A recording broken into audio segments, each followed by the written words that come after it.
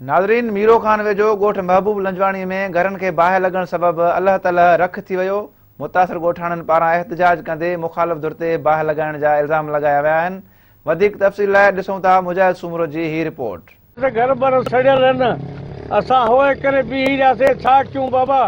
अॼु कंहिंखे बि चऊं था त हर को ॾाढो मुड़ुसु आहे, कुहाड़ियूं बंदूकां खयूं वतंदा घुमंदा। माल के नुक़सान, कुछ नंढे ॿारनि खे नुक़सान।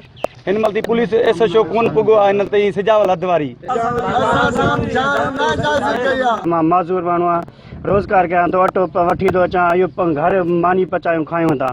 घर खे बाहि ॾेई विया आहिनि, 6-5 कार्ड साड़े विया आहिनि।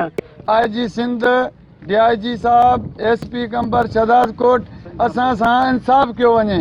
असां मज़लूम आहियूं, यतीम आहियूं, असांजो अलाह खां सवाइ को बि न आहे। जे अचानक इहा बाहि वधंदी असांजा बचड़ा बि सड़ी खाक थी वञे त पोइ असांखे जे लाइ छा बचंदो। ही ॻोठाणा सरापा एहतजाज आहिनि। कैमरामैन तौसीफ़ सूमरो सां गॾु मुजाहिद सूमरो, मना टीवी न्यूज़, मीरो खान।